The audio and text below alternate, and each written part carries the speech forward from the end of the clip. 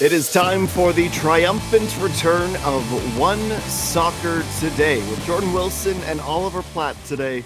I am Adam Jenkins. We say this most days where we have so much to get into, but today we truly have a ridiculous amount of content to get through. And we begin, gentlemen, with what for us is still something of breaking news around 10:45 a.m. Eastern Time.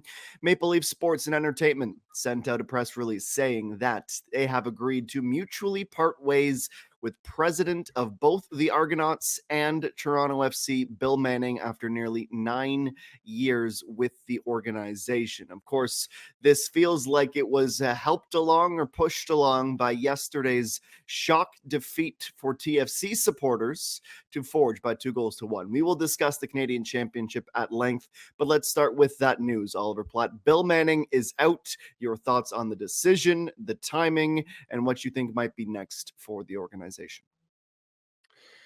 Yeah, my thoughts are that I'm surprised that it took this long, to be honest with you. I don't think almost any executive at any organization in professional sports, certainly in high-level sports, would have survived the season that TFC had last season, which I think can fairly be called the worst season in MLS history, given the points total compared to the expenditure on that roster. And not only that, but that came on the back of, previous seasons that had been failures as well. And a previous head coach and general manager appointment in Chris Armas and Ali Curtis before Bob Bradley that was also a disaster. So the past few years have been ugly for Toronto FC. Bill Manning was part of a championship team, and not just a championship team, but maybe the greatest team in MLS history. But I always did think that there was going to be pressure on him after the departure of Greg Vanney and Tim Bezpachenko, who are a big part of that championship and who were already in place when Bill Manning arrived at the club, as was Altidore, as was Javinko, as was Michael Bradley. There was always going to be pressure on him to kind of prove that he could rebuild the club in the wake of those departures. And he, unfortunately, has just not been able to do that. I think on and off the pitch, everything at that club has declined over the past few years. And so I think probably the only reason it has taken this long is the leadership change that MLSE themselves went through a few months ago, with Keith Pelly coming in and him kind of taking the lay of the lands and deciding how he wanted to go forward and what he should do next. But frankly, the past few years for Toronto FC have been nowhere near good enough, nowhere near what this club and its supporters should expect. And so I can't say, although the timing is somewhat out of the blue, I can't say the decision is a huge surprise to me. Jordan Wilson. Not surprised at all. My beautiful mother, she was the first person to say the phrase that I'll take all the time, was this is a straw that broke the camel's back last night. I mean, this is borrowed time if you're asking me for Bill Manning. Anyone who watches this franchise, MLSE, Argonauts, was specifically talking about TFC, knew that it was coming to the end. And honestly, he was on borrowed time. Like, this should have happened. You could argue that this should have probably happened when Bob Bradley was fired as well and was asked to leave. The mutual decision, I think you also know as well when you're headed at, if you're in a position where you know that your livelihood or your job is on the chopping block, you know whether to give it in. TFC, 22 points last season. This season have 13 losses. They haven't made the playoffs since 2020, and then in that playoff run they were out the first round. Like, this is also coming off of a time when TFC 2017, 2016 even include, was a team that everyone wanted to play against, be with, be a part of, right? That franchise. To go from that to go to where it is now, I mean, there's a lot that Bill Manning has to take on the chin, because a lot of this roster and how it was built is because of him. So, I mean, 9 years in a certain business when you're the leader, it is a long time, but you could say for the last bit, it hasn't been successful.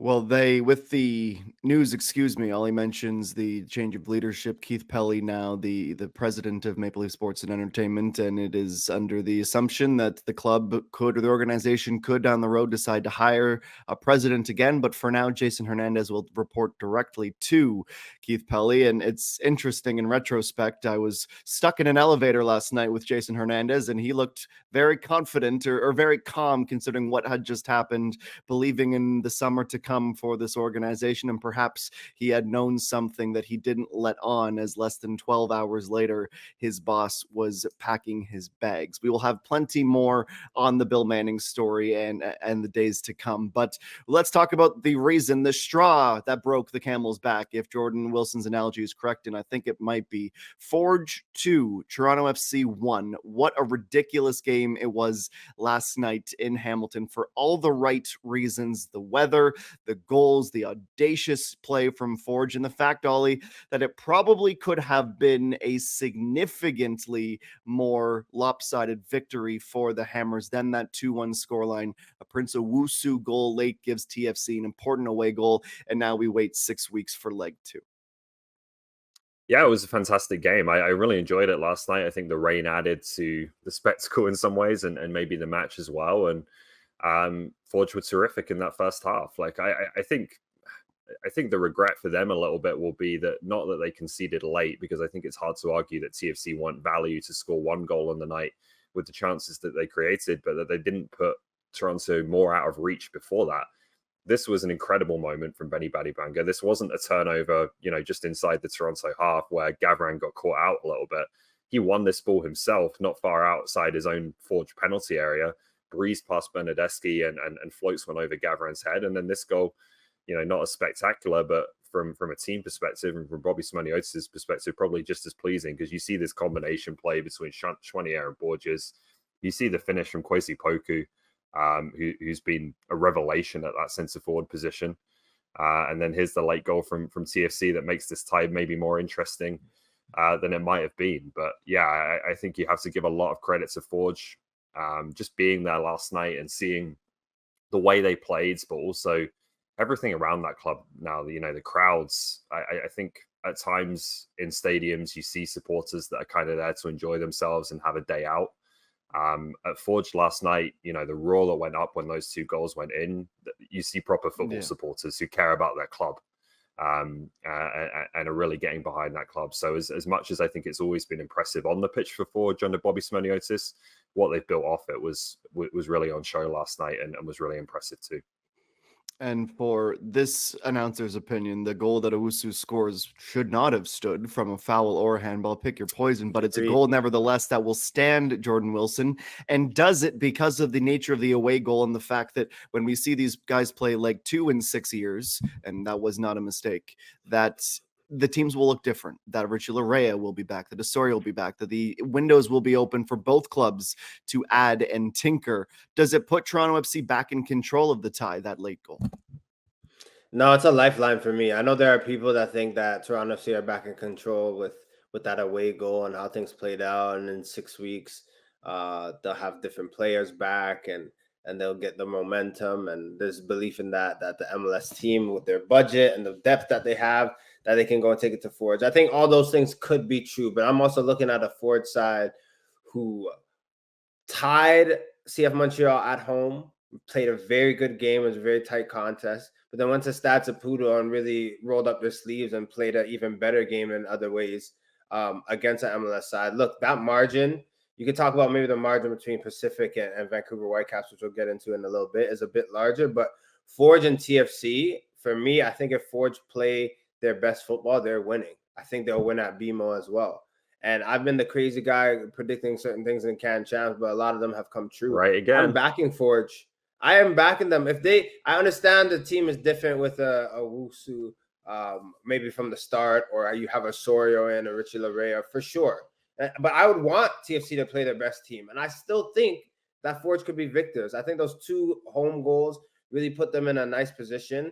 And remember, the away goal at BMO is there for the taking. And that would really disrupt Toronto FC's plan of attack. So for me, I'm still waving that orange flag, as much as it pains me with this jersey behind me being a York fan. But Ollie, you said it best. Right? I'm running into people on the street that are Forge fans, right? And just love the football that they play, love the day oneers that they have on the squad, love that the new additions that they've added, the Paras, the Benny Betabangas, like players coming in, Cisse coming back. Like, this is a unit, and I think that they'll be in the finals come September.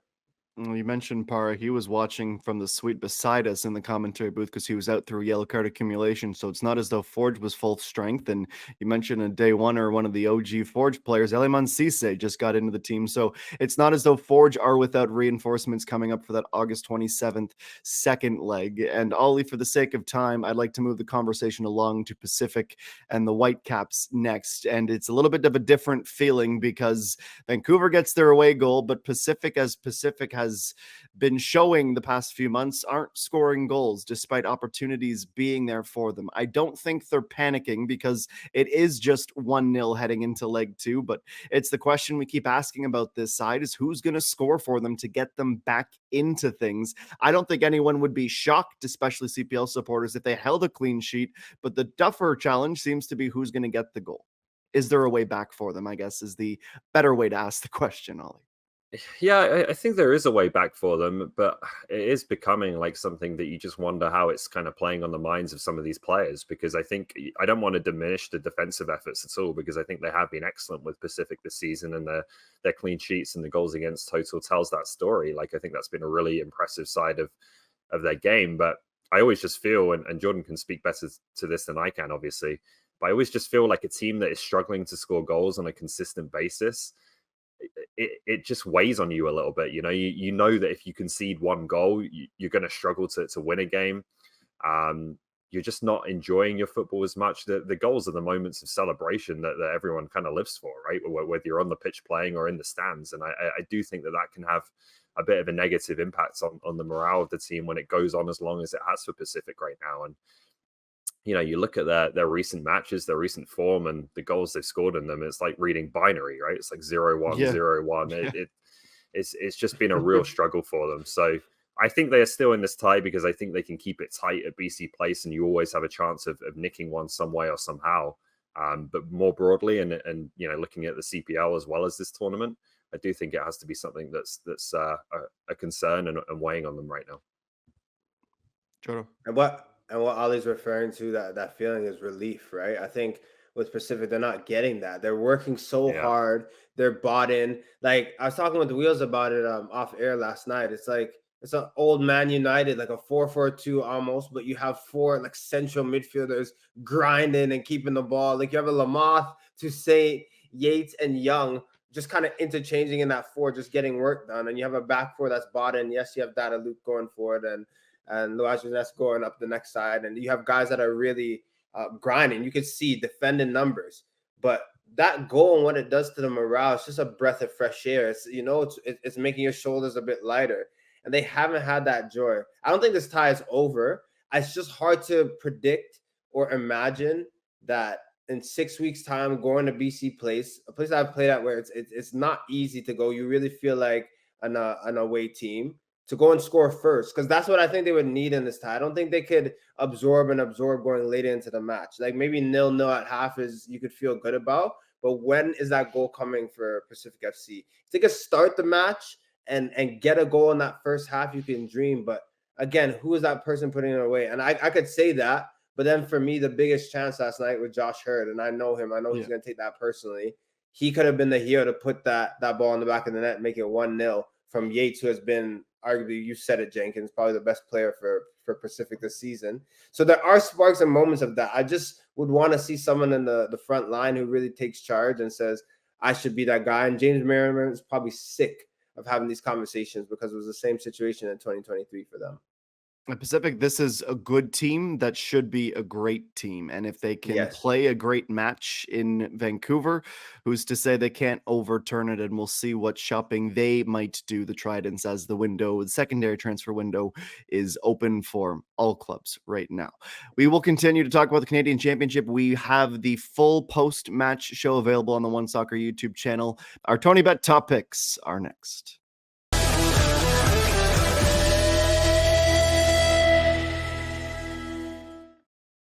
Top picks presented by Tony Bet is back. Let's see if Oliver Platt and Jordan Wilson have better luck than Drake, who I think is out 300,000 on whatever cryptocurrency app he's using. We use Tony missing it. And his money. No chance. America final, where we will begin. Argentina plus 127. The Dogs, Jordan Wilson. Colombia plus 260.